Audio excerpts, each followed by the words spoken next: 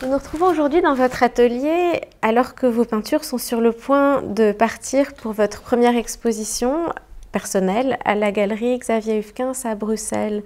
Bonjour Nathanaëlle Herbelin. Bonjour Anaëlle. Merci de nous accueillir aujourd'hui. Alors, pour nous rapprocher de cette exposition qui va bientôt ouvrir à Bruxelles, peut-être un mot sur ce titre assez étrange, Undivided Attention. D'où vient-il et que signifie-t-il pour vous? J'espérais que ça parle beaucoup aux gens parce que je trouve qu'on est tous dans la même pathologie en ce moment de s'éparpiller constamment avec tout ce qu'on fait. Si c'est une omelette ou si c'est un mail ou si c'est un... je trouve que c'est très rare de faire une chose à la fois en ce moment pour tout le monde. Donc je veux qu'on en parle. Et deuxièmement, c'est parce que quand je peins d'après observation quelqu'un, c'est presque le seul moment aujourd'hui où je fais tout pour que ce soit que ça. Personne ne regarde son téléphone, personne n'écoute la musique ou un podcast ou quoi. On est vraiment là à se regarder dans les yeux très longtemps et vraiment être vraiment là. Et j'espère que ce rituel et que cette chose de peindre quelqu'un et de pouvoir se concentrer comme ça que sur lui, j'arrive à faire ça encore longtemps. C'est très dur, des fois c'est très très physique. Il faut beaucoup d'adrénaline, j'ai que 3 heures ou j'ai que 2 heures et il est là et il faut que ça soit fort, il faut que je le capte, il faut que je le comprenne, il faut que je le lise, il faut que je le sente. Et c'est beaucoup de choses à mettre en œuvre, quoi. Et ça, c'est vraiment, ça demande une attention spéciale. Est-ce que ça serait fou de considérer que ce travail de peinture par observation, qui est aujourd'hui l'essentiel de ce que vous faites, a une dimension tellement radicale, tellement engagée, qu'elle prend presque, sans utiliser de grands mots, un tour politique? Et moi, je crois beaucoup à la faisance de peinture comme un acte qui aujourd'hui est rare et qu'il faut... Moi, je ne comprends pas pourquoi pas tout le monde peint déjà. Je trouve que ça pourrait beaucoup aider tout le monde. Mais je pense absolument que peindre et faire des choses avec ses mains et revenir à des choses où il faut se concentrer juste sur une chose ou bien il faut faire quelque chose qui n'est pas consommé, ça pourrait être un acte politique. Moi, je suis très inquiète pour la fresque, je suis très inquiète pour la mosaïque, je suis très inquiète pour toutes ces choses qui vont probablement disparaître petit à petit.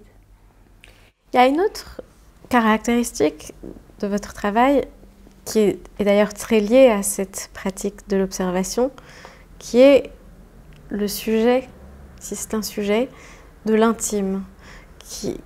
Je crois que c'est vraiment quelque chose qui traverse l'ensemble de vos tableaux. Est-ce que vous êtes d'accord pour dire ça, que ce mélange de douceur, de pudeur et en même temps de fermeté qui caractérise votre pratique se résume dans une tentative permanente de représentation de l'intime? Oui, oui, carrément. Et c'est aussi parce que je sais que c'est le meilleur que je peux donner. Je sais que si je vais peindre les choses qui me mettent plus cher, ça va faire le meilleur tableau. Donc, des fois, c'est pas facile. Aujourd'hui, je vais faire le tableau de ma fille. Et quoi, je vais les vendre et je vais les donner? Bah oui, parce qu'en fait, je veux peindre avec les meilleures choses que j'ai parce que je veux tout donner à la peinture. Et j'ai toujours fait ça, coûte que coûte. Parmi vos modèles, il y a beaucoup de vos proches, des amis, des amoureux, Elisha, votre fille. Il y a aussi des gens que vous rencontrez dans le métro et que vous choisissez dans la rue. Comment les choisissez-vous, ces modèles? Comment décidez-vous de peindre quelqu'un ou pas? Et souvent, c'est tout con. Souvent, quelqu'un peut ressembler à une vieille figure de Moyen-Âge ou de l'histoire de l'art. Quelqu'un peut ressembler à un moine chez Fra Angelico. Et ça me fait envie de le peindre parce que justement, ça va faire une peinture photographique. Ça va vraiment être pictural.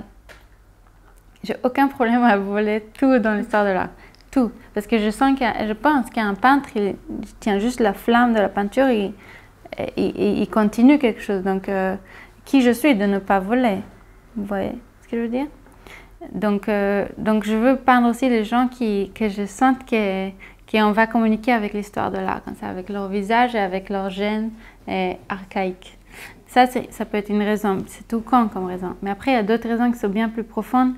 Par exemple, les sentiments. Si je vois une femme que j'ai l'impression de comprendre profondément son chagrin ou bien ses réflexions du moment ou bien quelque chose que j'ai senti chez elle et je sais que je pourrais dire, je vais lui demander de s'asseoir. Des fois, les gens ils sont très étonnés, mais ils ne savent même pas pourquoi je leur demande et ce n'est pas très important. Des fois, je vais demander à un couple de s'asseoir parce que je veux observer leur relation pour comprendre comment ils font pour faire un si beau couple. Des fois, je veux juste observer les gens. J'ai peint Louise, là, sa beauté éblouissante, j'avais envie de la regarder, j'avais envie de parler de quoi dont elle travaille comme modèle, j'avais envie de lui parler de cette attente que la modèle est là à attendre autant de temps et tous ces sentiments qu'elle peut avoir, que j'ai vus sur elle quand je lui parlais. En fait, c'est par curiosité aussi. Vous avez peint aussi, par exemple, le peintre Florian Kröver. Florian Kröver, oui, exact. Parce que Florian, je trouvais qu'il a tout d'inverse que moi, là où on est dans notre vie en ce moment. Et je trouvais ça génial qu'on a le même âge. On est tous les deux peintres. On a énormément changé sur la peinture. On est d'accord sur tout. Et pourtant, dans notre vie, on a choisi des histoires tellement différentes à vivre en ce moment, qui nourrissent notre travail. Et puis, ils sont tout à l'inverse. Donc, je trouve ça génial de faire deux portraits de lui et de moi et de notre différence. Vous avez en commun une radicalité extrême. J'ai l'impression. J'ai l'impression. Même si elle se manifeste de façon différente. Est-ce que finalement, le fait de connaître quelqu'un ou pas, ça change quelque chose?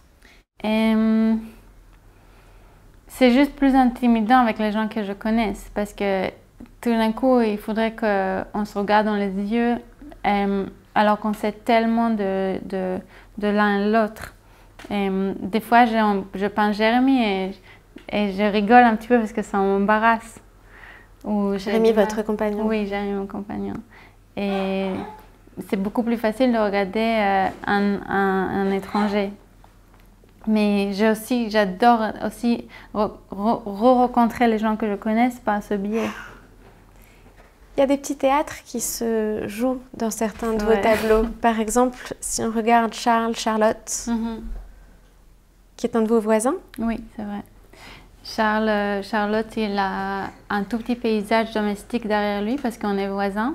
Et il y a deux fenêtres, c'est sa fenêtre et ma fenêtre. Et j'ai voulu parler de la situation dont ce Charles se trouve, où il habite chez sa maman encore, et il est très dans un truc comme ça d'enfant qui va devenir homme, et qui va devenir femme, et qui est dans ce moment de confusion, de grande confusion. Justement, quand le modèle arrive, comment ça se passe? Quelle est votre méthode de travail? Est-ce qu'il y a des rituels? Est-ce que vous dessinez? Est-ce que vous commencez directement sur la toile? Je commence directement, même pas en crayon, quoi. Je le dévore, quoi. C'est vraiment un pinceau tout de suite. Je change beaucoup de choses. Des fois, je dis non, mais c'est pas bien. Je change de toile. Et à partir du moment où ça prend, ça prend. Vous les installez souvent sur ce canapé vert? Oui, le canapé de l'amour. Canapé de l'amour.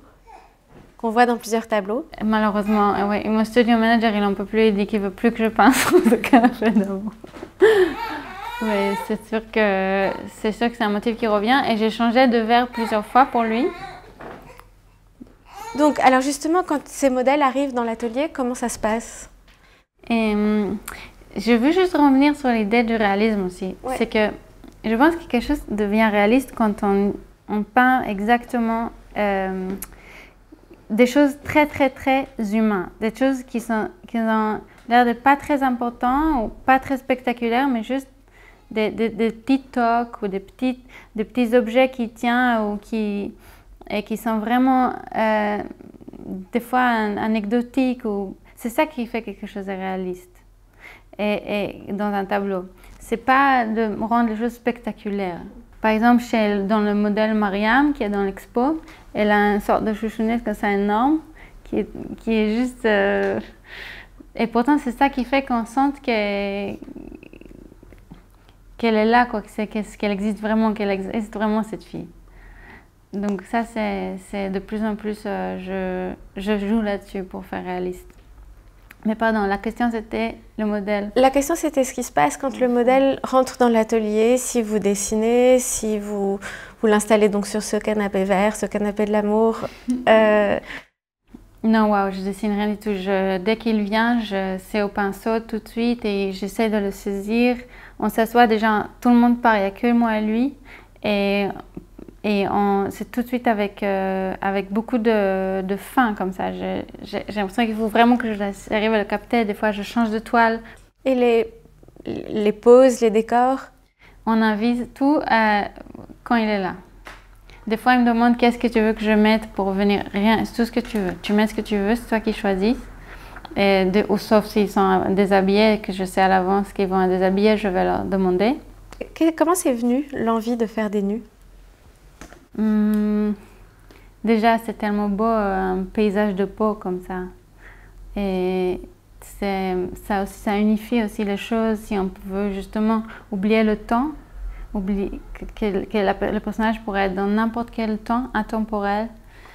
Et nu, c'est tellement plus simple d'aller à son intimité, parce que je le déshabille aussi beaucoup en parlant pendant la pause. Donc, ça fait tellement sens des fois. Et je trouve que aussi, je sais pas, il y a quelque chose avec le nu où moi je veux vraiment peindre toujours par désir et pas par peur, donc ça répond aussi beaucoup à ça. Et aussi j'aime beaucoup le bain, le moment du bain est dans l'histoire de l'art et dans la vraie vie. Je trouve ça intéressant à exploiter encore, j'ai beaucoup à dire là-dessus. Et encore, donc je vais vouloir continuer à faire des peintures de bain, et le bain on est nu. Qu'est-ce que c'est le bain? Est-ce qu'il y a une forme de rituel? Quelle est la place du rituel? Il y a beaucoup d'objets rituels dans votre peinture. C'est vrai que le bain c'est un rituel, mais c'est aussi un rituel où on est encore une fois dans un undivided attention, parce qu'on est vraiment avec nous-mêmes. C'est un rituel très seul. Moi je sais pas toi, mais moi je récite beaucoup dans le bain des choses que j'aimerais faire, des choses que j'aimerais dire. J'ai oublié de ça, j'aimerais dire ça. C'est un vrai moment de reconnecter à soi-même et de réflexion et de nettoyer aussi, de se reconnecter à sa base. Et si on pense aux religions aussi, dans la religion juive, le mikvé, c'est vraiment un truc de s'épurer. Je vois ma fille qui a 4 mois et le bain, c'est un moment où elle est... C'est là revenir à un truc neutre, quoi. Et je trouve ça magique, il faut vraiment le peindre. Il faut vraiment le peindre.